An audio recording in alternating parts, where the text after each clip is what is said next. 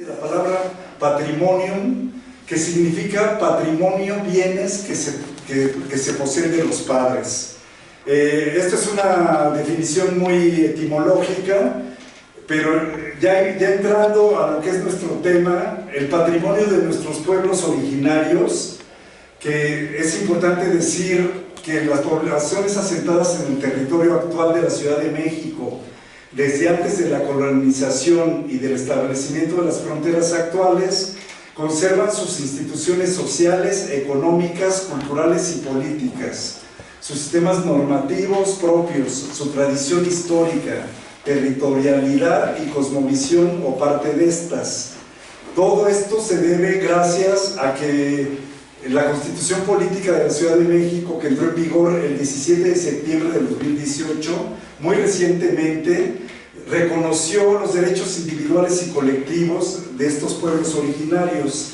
Esto es una fortuna porque esto nos permite tener una mayor protección de estos pueblos que tienen tanta historia y tanto arraigo desde antes de que los españoles conquistaran la Nueva España. Con el término pueblos originarios se autodenominó inicialmente un grupo de nativos de los pueblos asentados en la delegación Milpalta, con un definido contenido simbólico político, al adquirir presencia nacional e internacional de este movimiento. Entonces es muy interesante esto de los pueblos originarios, porque yo no sabía, pero realmente se gesta en Milpalta. Milpalta, por lo que he estado investigando, tiene un alto nivel de participación de comunidades, y eso es lo que ha permitido que podamos estar en este estatus jurídico de un pueblo originario, porque tiene muchas prerrogativas en el sentido de que nos permite ser en cierta manera autónomos de las decisiones que se tomen con respecto al patrimonio, a las costumbres, a las fiestas, al control de la tierra ejidal. Entonces creo que esto es muy reciente, y a medida que pasen los años ojalá que madure esta estructura jurídica, que nosotros la conocíamos ya como usos y costumbres de alguna manera. Sabemos que todos los pueblos tienen una manera de comportarse con usos y costumbres, pero eso era como nada más verbal. Y esto ya le da, al estar en la Constitución Política, un estatus de poder actuar legalmente. Pásenle. Adelante. El siguiente, por favor. Siempre que hablamos de patrimonio cultural, nos referimos o pensamos que solo los grandes edificios están catalogados en este estatus de apreciación. Aquí, por ejemplo, puse algunas fotos de templos muy característicos de la Ciudad de México. Por ejemplo, la Basílica de Guadalupe, quien no la conoce, el Pocito, la Catedral Metropolitana, el Curato de la Catedral, y templos regionales que pues, tienen una manufactura arquitectónica muy valiosa. Pero el término de patrimonio con el tiempo se ha ido extendiendo, ha ido haciéndose más amplio, y por eso ahora podemos hablar del patrimonio como una interpretación, como digo, más amplia. La siguiente. Bueno, aquí tenemos monumentos muy famosos del país, que lógicamente son patrimonio cultural. La siguiente. Pero el patrimonio cultural ahora se expande a más conceptos, como es el patrimonio natural, el patrimonio intangible, en el que pueden entrar nuestras tradiciones culinarias, nuestras lenguas. Como por ejemplo, leía también que Milpalta es de las alcaldías en donde está el más alto número de gente que todavía habla náhuatl. ¿Algunos de ustedes aquí hablan náhuatl aún? Sí, leía que es de los más altos porcentajes de las alcaldías en la que todavía se mantiene esa tradición. Ojalá y no se pierda. Antes, con todos con todos los anglicismos que manejamos y muchas veces nos avergonzamos de nuestros orígenes. Y yo creo que toda esta dinámica que estamos viviendo actualmente va a dar pie a que nos volvamos a reencontrar con nuestros orígenes, y ahora el náhuatl es una lengua en constante renacimiento. ¿Cuántos de ustedes son nativos de aquí? ¿Se considera lengua? Nativos de digamos, 2 o 3 generaciones.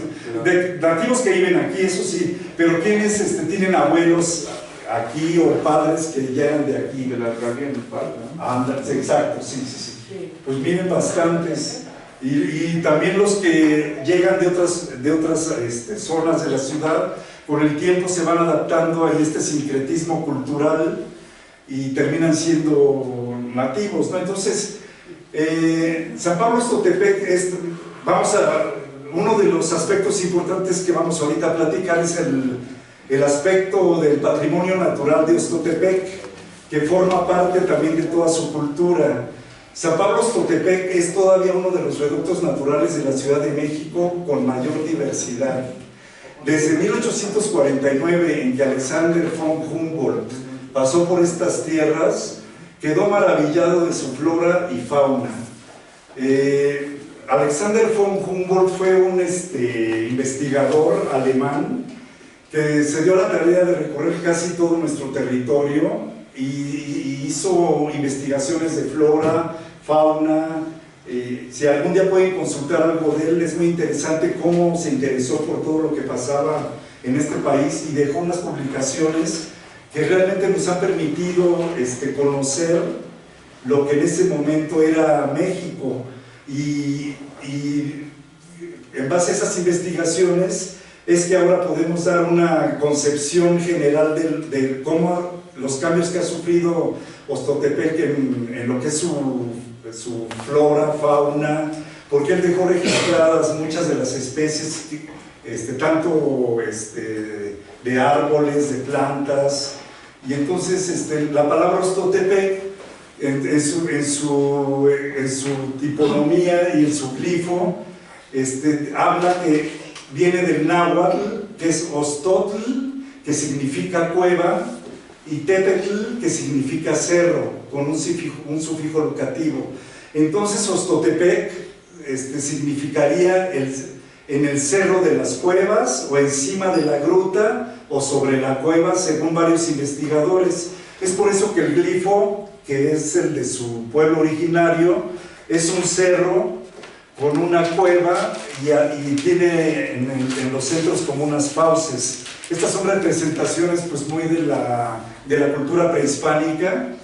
Si gustas pasar a la siguiente. No, espérame. Sí nos hubiera gustado que fuera mayor la definición de la... el pizarrón está medio irregular, pero bueno. Entonces, Ostotepec tiene una población aproximada de 15,000 habitantes y 127 hectáreas cuadradas de territorio. Se encuentra a las laderas del volcán Huatzin, a una altura de 2.700 metros sobre el nivel del mar.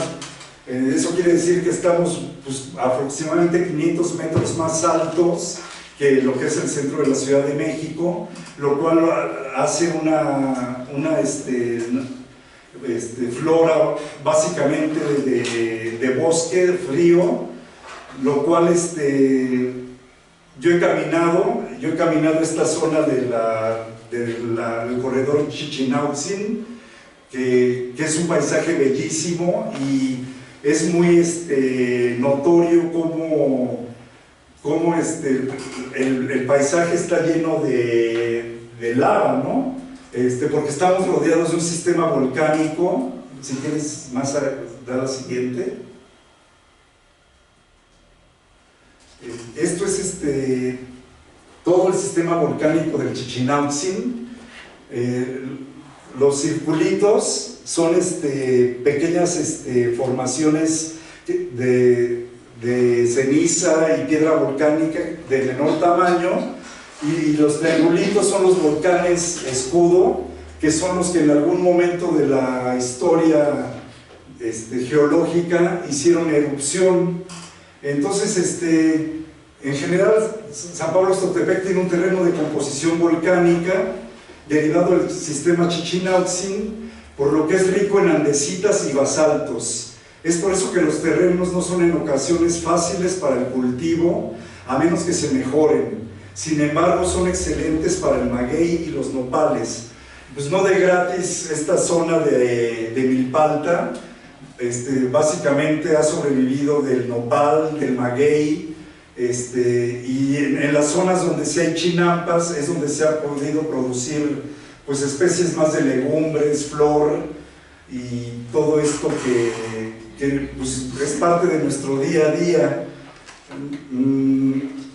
Entonces sí es muy rico el territorio que ustedes poseen en recursos naturales, y es por eso que pues, a ustedes les toca defenderlo y apreciarlo, porque al paso que vamos hay una deforestación tremenda, venta de tierra ilegal, y caza furtiva, que es caza ilegal de especies.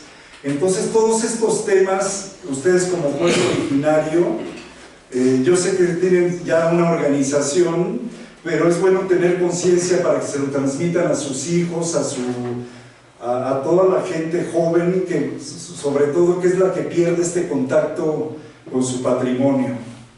Sí, perdón, nada más, Francisco, para complementar una parte de esto que estás hablando del paisaje. Sí, adelante. El patrimonio no nada más se delimita en cuanto a lo que es lo material, lo inmueble. El patrimonio también se clasifica en cuanto a lo que es el paisaje de una comunidad. Entonces, el paisaje de su comunidad también es un patrimonio de alguna manera potencial, que es lo que decía, y cultural, que es básicamente lo que ha permanecido desde que la formación de estos pueblos se dio. Entonces, el contexto, el paisaje urbano también es patrimonio.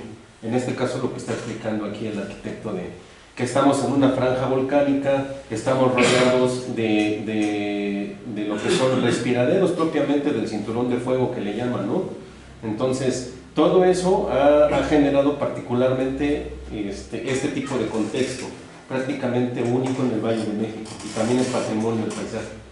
Así es, gracias. Sí, adelante. Yo difiero en varias cosas que has dicho, pero bueno. No, para eso estamos. Yo creo que pues no solamente es excelente para el maguey y los nopales. Digo, ese comentario me hace ver que no conoces mucho de la zona. También lo del suelo volcánico, bueno, pues sí tenemos dada la parte de que es el Pedregal, que viene de Chichinautzin, se ve claramente en las imágenes satelitales. Sí. Pero si nos vamos hacia el otro lado del cerro de Comalera, del cerro de San Bartolo, lo que tenemos es grandes extensiones de tierra en calidad de llano cultivables, en donde se saca forraje, en donde se saca, hay otra variedad de suelos, y ya hacia la parte de cultivo, pues vemos que el cultivo básico es el maíz, como se maneja en el término prehispánico, con otros cultivos como son el haba, como son el frijol, que se combinan para poder dar enriquecimiento a la tierra. Y también en algún tiempo San Pablo fue un gran productor de chícharo. También se cultiva lechuga, y últimamente se han puesto invernaderos de jitomate. Entonces, pues no nada más es maguey y nopales, creo que hay muchísimo mayor variedad, y el suelo es mucho más rico. O sea, tenemos ciruelo, tenemos manzana, tenemos pera, que luego ya no sabemos ni qué hacer con las peras, ya las andamos tirando, los borregos ya ni las quieren, ya estoy harto de peras. Entonces, por no dejar de lado los hongos, ¿no? Los clavitos, las señoritas, el semitorio, toda la variedad de hongos que se consumen en el bosque, que son, podríamos decir que los va uno a recolectar. Está el tabaquillo, está tanta variedad de plantas medicinales que se tienen. Entonces, pues yo quitaría eso del maguey y los nopales y le pondría muchísimo más. Vamos a estar mucho más. Correcto, estoy de acuerdo. Ustedes, como les digo, ustedes son los nativos de aquí. Me refiero un poco más a esta zona más pedregosa en la que estamos ahorita, y por eso comenté lo de las... Pedregal, atrás de San Bartolo. Ajá, sí. O sea, pero para acá ya sí hay tierra, es verdad, pero también se puede cultivar. Perfecto, muchas Y ahí gracias. están las terrazas principales. En ese caso, bajo el régimen que tienen los pueblos, la vocación del cerro como tal no es agrícola. Ajá. En el caso de la organización que tienen las comunidades, es casco urbano y zona agrícola. En la zona agrícola, en este caso, los pueblos originarios se organizaron mediante sus agroecosistemas. En este caso, se da cuenta, hay una pendiente, esto no permite que el suelo sirva, entonces lo que hicieron es un sistema de terrazas que se ponen a nivel y ahí sí podrían sembrar. Pero ese sistema de terrazas sí tenía una vocación, en este caso para un agroecosistema. En el caso del cerro no tiene una vocación como tal para agrícola. Es una zona de reserva, eso lo tenían planteado bien. Es un bosque, no se puede. En los bosques, en este caso, los agroecosistemas estaban basados en calabaza, chícharo, calabaza, frijol y maíz. Porque el chícharo no, bueno, el flava no es de México. Así es. Es una planta exótica que vino y con la colonización. Ok, muy bien. Pues, como verdad, sí, que participen y que corrijan esto. Sí, la cuestión de las terrazas prehispánicas la vamos a tocar un poquito más en la cuestión histórica. Así es. Ahorita se está haciendo como una introducción de lo que significa el patrimonio, así como abrió el tema el arquitecto. Y bueno, regreso un poquito a la cuestión, tocar un poquito la situación del paisaje, de la cuestión del entorno, que es parte también histórico, ¿no? Es parte del paisaje histórico-cultural. El nopal es, digo, lo que creo que predomina. Obviamente se dan muchas especies, de lo que acaba de mencionar, frijol, haba, chícharo, especies que se dan en zonas frías, ¿no? Pero bueno, ese tema lo vamos a profundizar, a tocar porque el tema no es un tema, digamos, agrícola, pero sí es importante mencionar de manera general lo que significa el paisaje cultural, ¿no? Las terrazas agrícolas me parece que subsisten unas desde la época prehispánica y vamos a tener unas imágenes de ellas.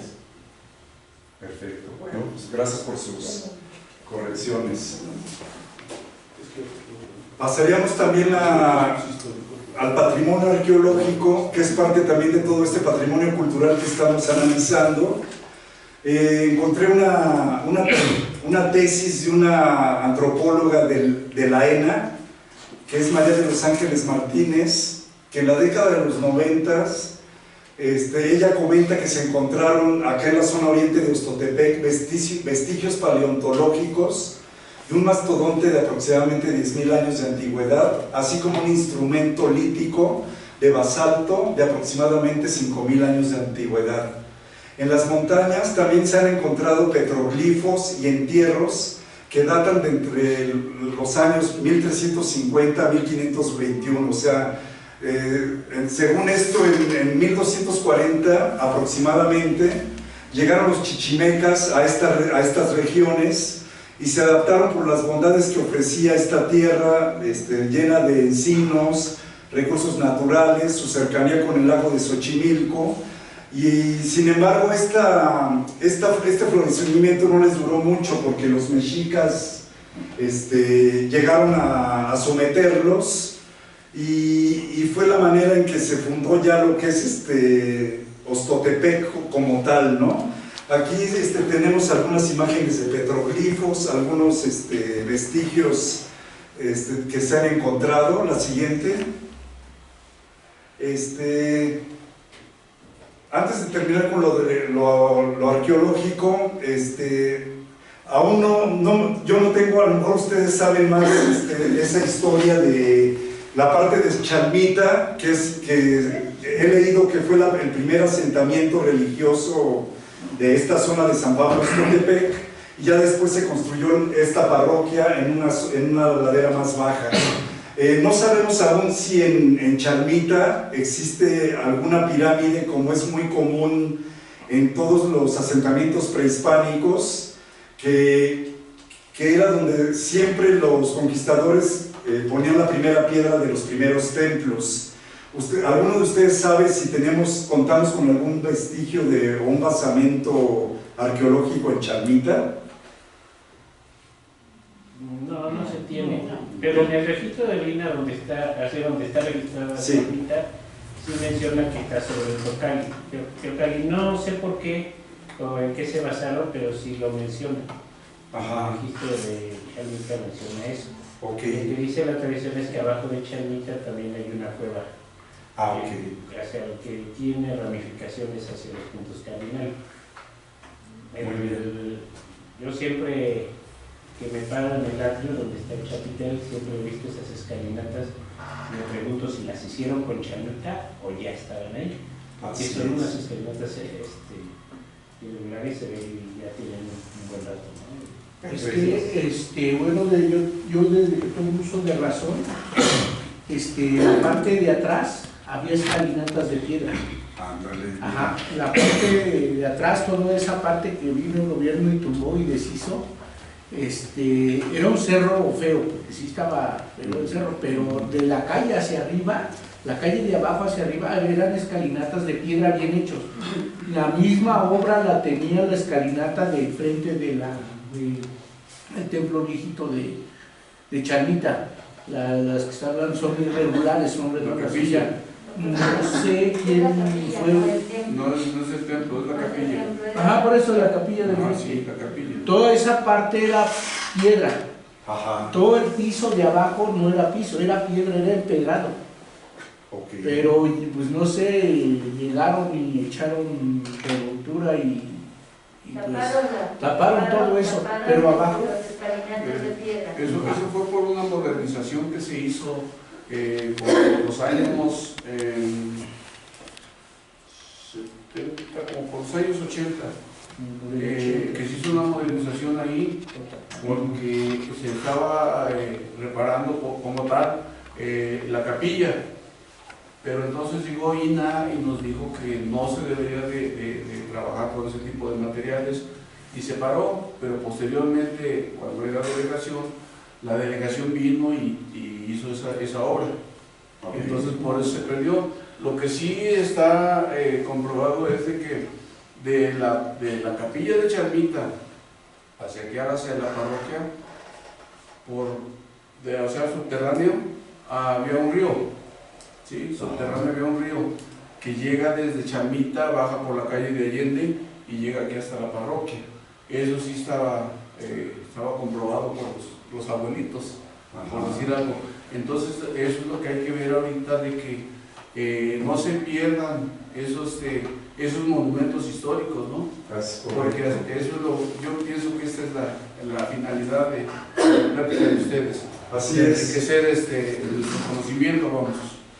No, y nosotros aprender de ustedes, porque miren, el chiste es compartir el conocimiento y hacer esto más dinámico. Si quieres, pasamos a la siguiente. Bueno, vamos a pasar a lo que es el patrimonio arquitectónico, que es parte otra vez de lo que es nuestro patrimonio cultural. Como comenta acertadamente la doctora María Teresa Álvarez y Casa, los mecanismos de identidad de los habitantes de los diferentes barrios en su origen colonial estuvieron fuertemente ligados a factores religiosos. Las primeras subdivisiones que se hicieron en la Ciudad de México tuvieron como fin atender las urgencias de la evangelización basándose en precedentes prehispánicos, como idea secundaria. Basándose en precedentes prehispánicos, los franciscanos establecieron las primeras cabeceras de doctrina. Sin embargo, es interesante ver que en Tenochtitlan se respetó gran parte del primer cuadro de la traza urbana prehispánica por su eficiencia. Aquí puse unos mapas antiguos de lo que es la Ciudad de México. Este es el primero que llevó Cortés a España en sus cartas de relación, en el que ellos, como no tenían una visión general del territorio, como que imaginaron Tenochtitlán y todo el territorio totalmente circundado por lagos. Era una gran cantidad de lagos, pero también había tierras firmes hacia Coyoacán, hacia el poniente, Pero este mapa es muy interesante porque nos da una visión general de lo que era Tenochtitlan y cómo se conectaba por canales y por calzadas con los territorios periféricos. Otro mapa ya en el que se ve ya más un estudio urbano del primer cuadro de la Ciudad de México en el siglo XVIII, nos va mostrando esta traza reticular de Damero como un tablero de ajedrez, en el que era la manera de mostrar el orden y el poder del virreinato, y vemos cómo a medida de que si quieres poner la siguiente, a medida de que nos vamos alejando de los centros urbanos, el territorio se va haciendo de manera más natural. Aquí tenemos como ejemplo San Pedro y San Pablo Xtotepec, en el que, si se fijan en lo que es el primer cuadro, es muy regular el trazo urbano, mientras que cuando nos vamos alejando a las laderas, el trazo urbano se va volviendo más orgánico. Esto muestra cómo el urbanismo también es parte de un origen. En este caso fue el religioso, porque siempre las parroquias en el periodo virreinal eran las que marcaban la primera planeación, para de ahí derivar en lo que ya eran los barrios y las zonas agrícolas o rurales. Adelante. Tenemos aquí algunas imágenes ya de lo que es Oxtotepec. Aquí tenemos lo que es Chalmita, lo que platicábamos ahorita. Es un emplazamiento pues muy interesante. Yo no lo conocía hasta la semana pasada que vinimos aquí a recorrer los barrios para tener una visión un poquito más que compartir con ustedes. Al parecer, pues sí tiene orígenes en el siglo XVI, porque es el primer centro evangelizador. No tenemos ninguna capilla abierta o algo más majestuoso, como es en el caso de la Asunción, ¿no? Que en la Asunción era la cabecera litúrgica de Milpalta, hasta donde tengo entendido. No sé cómo lo llaman ustedes, si es un oratorio, una capilla, pero es parte del conjunto de Chalupita y forma parte de como el primer centro urbano de Oxtotepec. Si quieres pasamos a ver. Solo sabemos que tuvo su origen en el siglo XVI, que pudo haber sido 1557, o sea, siglo XVI todavía es 1500. Ajá. Tenemos aquí algo de la tipología urbana de esta zona muy cercana a Chalmita. Ustedes seguramente tienen ubicadas muchas de estas casas que son lo que le daban un carácter a este pueblo originario, que hemos desgraciadamente hemos ido perdiendo. Toda esta riqueza de la roca volcánica que es abundante en esta zona era parte también de su arquitectura, y desgraciadamente la hemos ido sustituyendo por bloques de cemento, por losas planas, por construcciones totalmente descontextualizadas, que pues, desgraciadamente no solo pasa aquí, pasa en todos nuestros pueblos mexicanos, con una falsa idea de modernidad. Pero considero que al menos esta tipología deberíamos defenderla. En muchos pueblos se ha ya instituido un reglamento de imagen urbana que es organizado por la misma comunidad, en la que catalogan esta tipología que es parte de nuestra historia y no permiten que se destruya, sino por el contrario. Afortunadamente, por ejemplo, del cuartel zapatista, por su alto contenido histórico, se ha podido defender, Pero esta casa no dudo que mañana pasemos y ya no exista, no hay ninguna protección, están abandonadas o semihabitadas. Y pues yo creo que sí es parte importante que Oxtotepec tuviera un reglamento de imagen urbana que pudiera proteger estas construcciones. Si quieres pasamos a la siguiente. Esta casa que es muy bonita, tiene aquí un arco de cantera que pareciera ser que es una casa como del siglo XVIII, muy valiosa esa casa. La quinta, que me quedé sorprendido de la casa de cultura tan bonita que tienen ustedes. La verdad es un gran sitio, tiene todo para un buen centro cultural y creo que lo tienen bastante activo. No sé si ustedes sepan cuántos talleres se dan y cuánta convocatoria tiene, pero por lo que vi es un espacio vivo. De hecho, leía allí anécdotas de un tal Rígido Molina, que fue un cacique del pueblo, que era el propietario de esta quinta, y al parecer hablan muy mal de él en la historia, ¿no? Que era un explotador y que luego su familia se quiso quedar con esta propiedad, pero afortunadamente pasó a ser parte de una tierra comunal. ¿Ustedes saben algo de esta historia? Sí,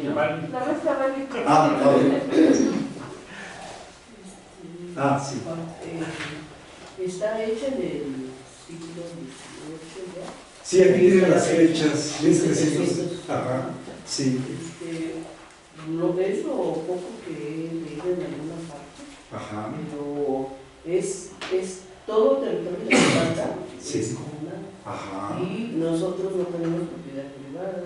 Nosotros como originarios que venimos del linaje de los chichimecas, tenemos ciertas, pues conforme fue avanzando los años, la historia pues también se comunicando. Y nos comentaron que el señor Rígido Molina había sido uno de los últimos dueños de esa casa, donde está había la tienda de rayas, donde se les pagaba los peones, a los trabajadores. Está la sala, la cocina, las recámaras y el pequeño patio. Y ahí incluyen otras propiedades que están dentro de la comunidad, pero es el último dato que se tiene. Ya, ok. Pues muy bonita casa, felicidades. Esa casa fue reconstruida, bueno, tenía, no estaba como está actualmente. Así es. De hecho, hubo varios proyectos que se aplicaron para que pudiera tener el auditorio. Por ejemplo, ese cuarto grande que está atrás del arco, Sí. antes tenía adentro había un horno de pan de piedra.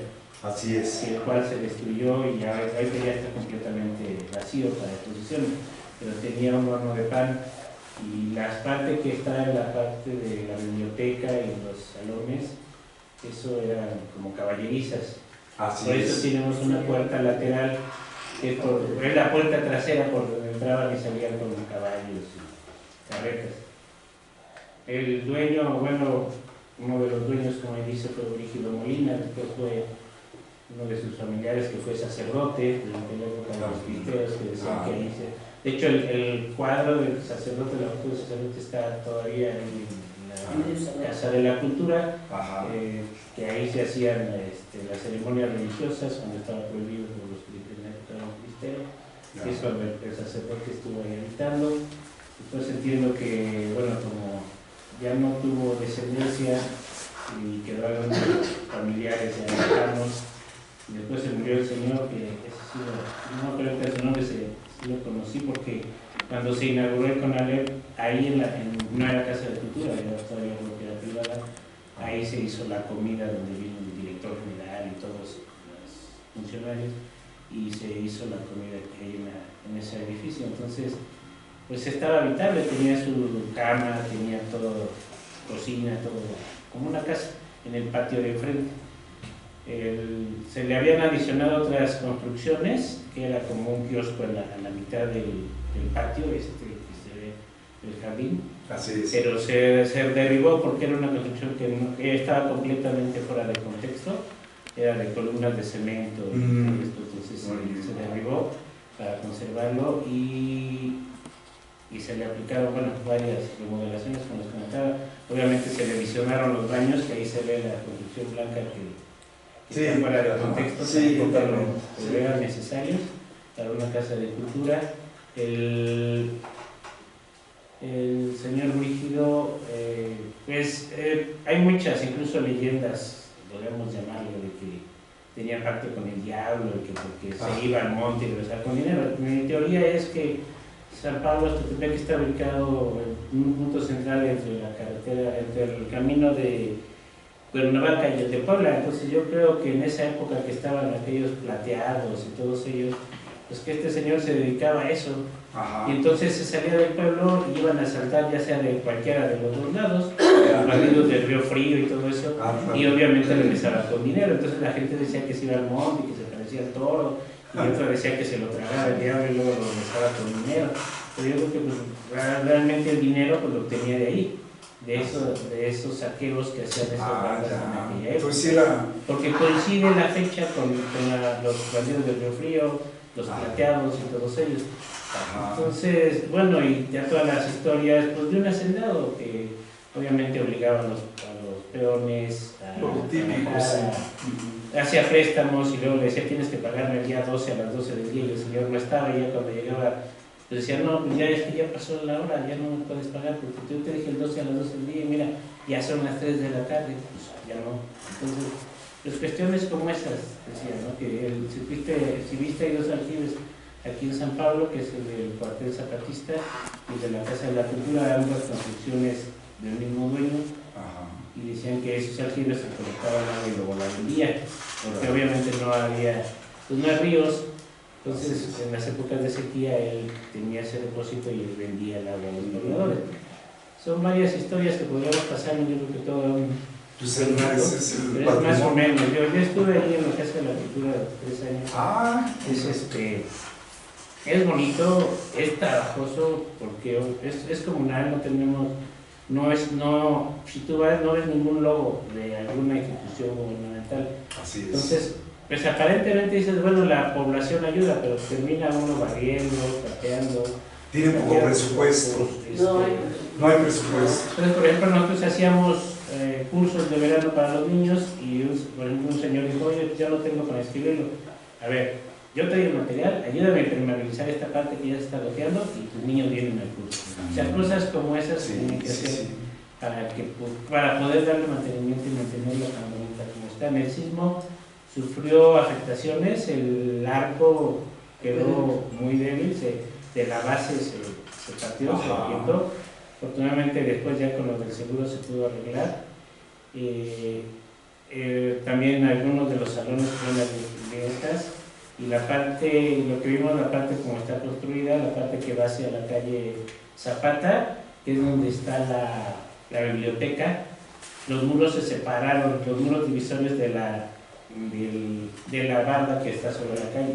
Cuando tembló se separaron, eso se tuvo que arreglar también. Pero fue porque nos dimos cuenta que primero hicieron ese muro y ya después dijo, pues aquí vamos a poner caballerizas y le construyeron ese muro después. Entonces por eso no están unidos y se separaron cuando se tembló. Entonces fueron calles que se fueron viendo, pero bueno. ¿Y ustedes mismos hicieron las reparaciones? Hubo otros proyectos, se metieron proyectos y también parte del seguro, porque inmediatamente, aunque no está registrada como parte de la alcaldía o de esa instituto de población, nos dijo, pues sabes qué, mete todos los papeles para que entre dentro del seguro de todo lo que se dañó. Y se metieron los papeles que tardaron como 5 o 6 años, pero después ya entró el seguro y ya fue cuando arreglaron el arco y todo lo demás. Entonces, sí ha sido parte de trabajar, meter proyectos, buscar la forma de hacerlo, es más buena voluntad y ingenio. Pues felicidades, porque con más se aprecian ese logro de no tener en la Ciudad de México. Todas las instituciones culturales están muy acostumbradas a recibir recursos del gobierno y hay poca participación comunitaria como aquí. Creo que eso es lo que a mí me ha impresionado mucho de su organización comunitaria, ¿no? La capacidad que tienen de organizarse ustedes. Seguimos. Pues bueno, otra parte del patrimonio que tenemos siempre que también diferenciar, porque a pesar de que es parte del patrimonio de un edificio histórico, todo el patrimonio mueble, sí se maneja bajo dos instancias. El edificio, pues lógicamente con restauradores de bienes inmuebles, existen esas dos disciplinas, y ya lo que es el patrimonio mueble, como son los retablos, los cuadros, estos misterios muy bonitos de Chalmita, que no hay que dejar perder tampoco porque es un azulejo muy decorado, de muy alta calidad. Desgraciadamente se están desprendiendo algunas piezas. Todo esto es el patrimonio mueble, que se tiene que atender de otra manera también muy especializada. Va a venir uno de los restauradores a hablarles de todo lo que es iconografía y cómo, bajo qué tutela hay siempre que intervenir estos templos. Ahorita, por ejemplo, veo que están dorando algunas de los interiores del templo. Las cúpulas. Y pues bueno, yo sé que ustedes tienen sus prisas, ¿no?, para que el templo luzca bello, pero no sé si lo están haciendo con un restaurador, con alguna asesoría técnica, o si nada más es con un decorador. Porque eso es bien el importante. decorador que está decorando vino con INA. Ah, qué bueno. INA lo que hizo, restaurar más la parte de atrás y la parte central que se abrió. Sí, yo vine una vez, ahorita vamos a poner unas fotos. Entonces, este restaurador, su papá restauró Chalmita, restauró los dos templos, parece, ¿no?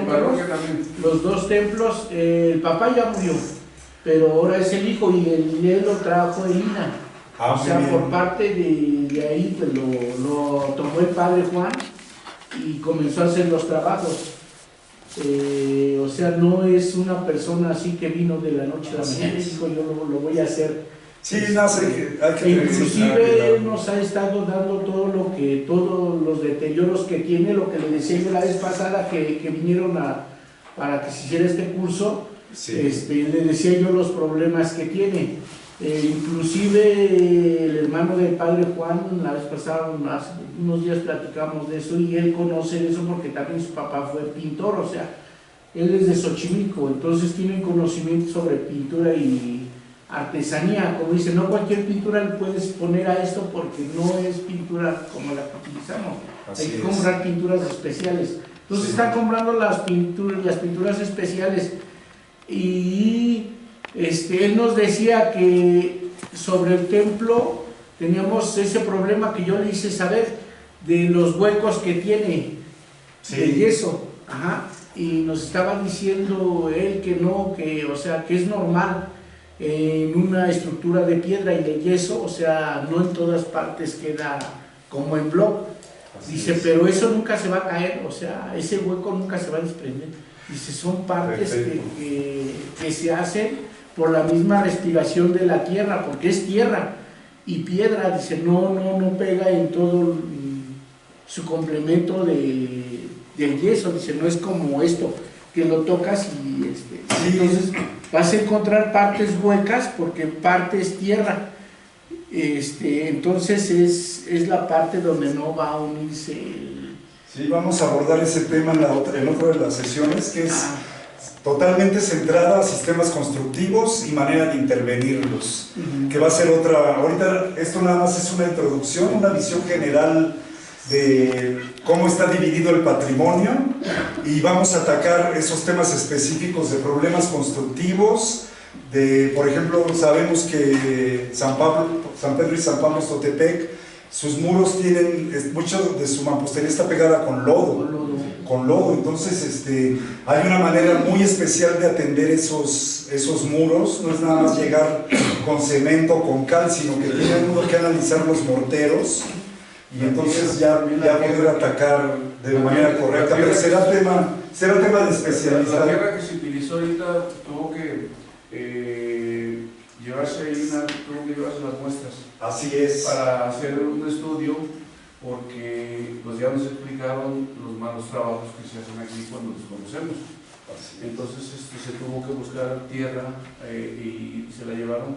Ya cuando INAH dijo, esta es la tierra, entonces ya fue cuando se trajo la tierra, se trajo la cal viva para poder, porque esto fue inyectado, no fue así nomás, fue inyectado por medio de inyección. Entonces, esperemos que el trabajo estuvo, que está bien, ¿no? Entonces ya nomás hay que esperar lo que dice el compañero Amado, es de que, pues, checar todo en sí el acabado, porque INAH en el escaneo que hizo, pues nos dio nada más las partes más afectadas. Es correcto. Sí. Falta la bóveda mayor, la mayor y los contrafuertes. Por eso todavía tiene humedades, ¿verdad? Así es. Sí. Bueno, gracias. La siguiente. Bueno, pues ya la última parte del patrimonio cultural es el patrimonio intangible.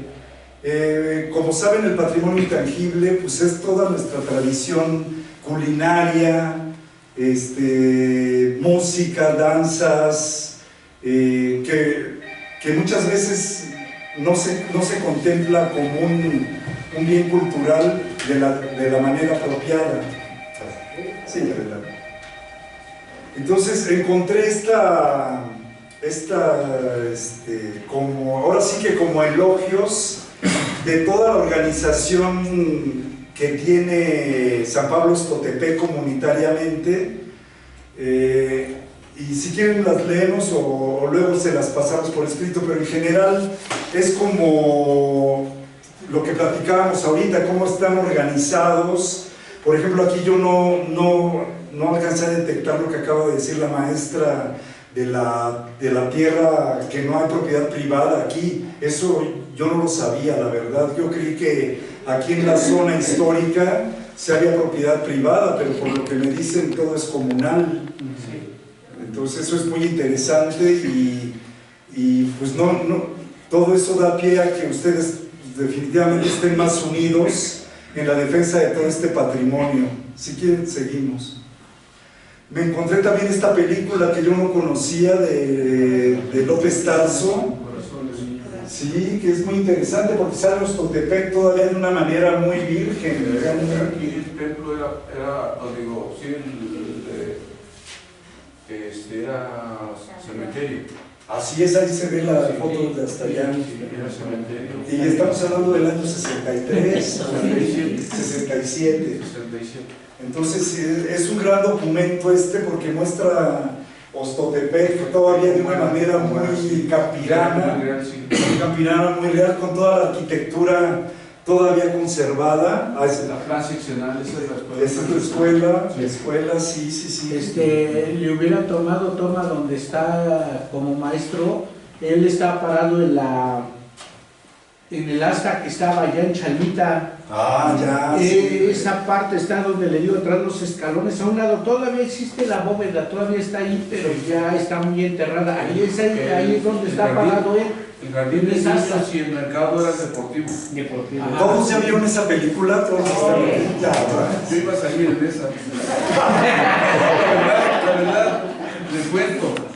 Yo iba a salir de esa película cuando van los niños por la parte de abajo. Pero traían unas pantallísimas bien grandes de tela blanca. Y al enfocar la pantalla, estábamos con Antonio Villavicencio, con el primo, estábamos ahí viendo cómo estaban filmando y nos llaman para integrarnos a los niños que salían supuestamente de la escuela, y al ver las pantallas nos dio miedo y nos echamos a correr. La verdad es que ver en ese 67 una tecnología de esa que apenas empezaba, pues nos causó admiración, ¿no? Y al ver que prenden las pantallas, corren. Entonces les digo, pues esa película, algunas escenas las viví, las vi. Así es. Y es muy bonito esa película. Precisamente los niños no estábamos acostumbrados a la tecnología. Claro. En ese momento en que dice aquí el compañero, yo creo que teníamos como 3 años de haber conocido la televisión.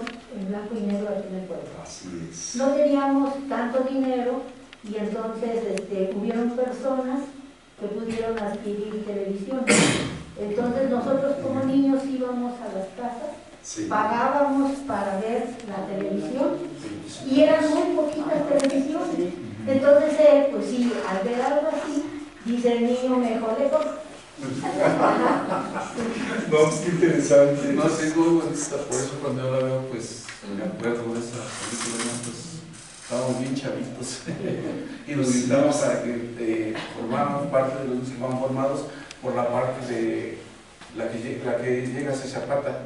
Por ahí van los niños y nos gritan, no, o sea, prenden las pantallas, no, nos echamos a correr, pero esto fue muy bonita esa película. Pues sí, todo esto es parte En Allende, toda la calle de Allende está filmada la parte donde atropellan al niño, en la cantina de sale el Precisamente esa arribita de la quinta, de la casa detrás de la quinta arribita. Ahí todo, hasta hoy existe el trueno, se ve el trueno más chico ahí.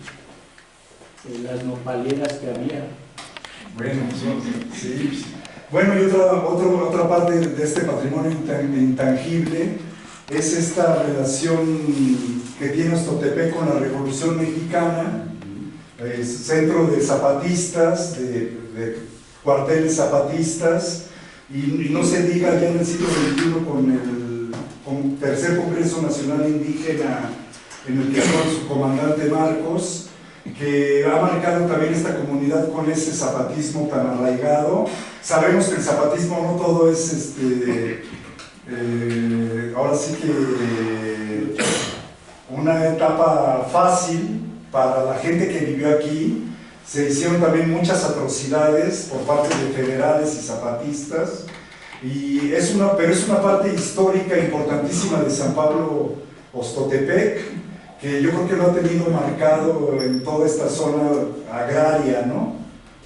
Entonces, vamos a pasar al tema de los sismos. Algo que casi sí, adelante. Y que se menciona en un libro es que en San Pablo, aparte del cuartel, se tenía un hospital para los zapatistas. Cuando se mueven las líneas, cuando ya toman Cuernavaca y las líneas se mueven hacia esta zona, trasladan el hospital de campaña que tenían en Morelos, lo trasladan aquí a San Pablo. Dicen, que está ahí por la calle de José Cotes Domínguez, actualmente se llama ahí. La verdad es que no tengo la certeza, sí tengo la certeza de que sí se trasladó el hospital de campaña de zapatismo a San Pablo. Muchas gracias, no sabía esa edad. ¿Y ese hospital en qué terminó? Yo imagino que se fue junto con el cuartel. Ya. Es que no era un hospital fijo, era el hospital que trasladaban los zapatistas conforme ya, ok, muy bien. Cuando terminan, ya toman Cuernavaca y se mueven hacia acá, es que trasladan ese hospital hacia San Pablo. Muy bien. Yo tengo la información de que el hospital es la casa que precisamente usted dice, que está casi enfrente del cuartel zapatista. Esa casa fue hospital, allí fue hospital, pero bueno, precisamente más información ya no tengo, pero eso fue hospital. Perfecto, muy bien, gracias. Y bueno, vamos a hablar generalmente ahorita del tema del sismo del 2017. Me imagino que todos lo vivimos de una manera difícil, en esta zona más. El epicentro fue muy cerca de aquí y pues es algo a lo que estamos sometidos en esta zona siempre, pero aquí el llamado más que nada es, si quieres poner la siguiente, es a no terminar por el patrimonio, a pesar de que esto es Jojutla, que fue de los más dañados, bardas de adobe que cayeron y fotos muy dramáticas que veíamos al ejército con bulldozers llevándose todo, ¿no? Es muy importante que a pesar de que uno crea que el edificio ya no tiene remedio, estos edificios son muy nobles siempre y siempre hay manera de restaurarlos y reconstruirlos. Entonces, creo que como comunidad sí nos toca a nosotros como habitantes siempre defender nuestro patrimonio, Si quieres poner la siguiente. Yo vine, en ese tiempo estaba trabajando en el INAH cuando se vino a dictaminar este templo, y pues afortunadamente no colapsó nada, sino nada más la nave del presbiterio. Sí tenía unas grietas ahí medio escandalosas, pero creo que es un templo muy estable. Esas bóvedas están muy bien conformadas, y creo que ya no supe después qué tan profunda fue la intervención que hizo el INAH, pero por lo que veo estructuralmente ahorita el edificio está bastante bien. Sí, está bien. Digo, se vino y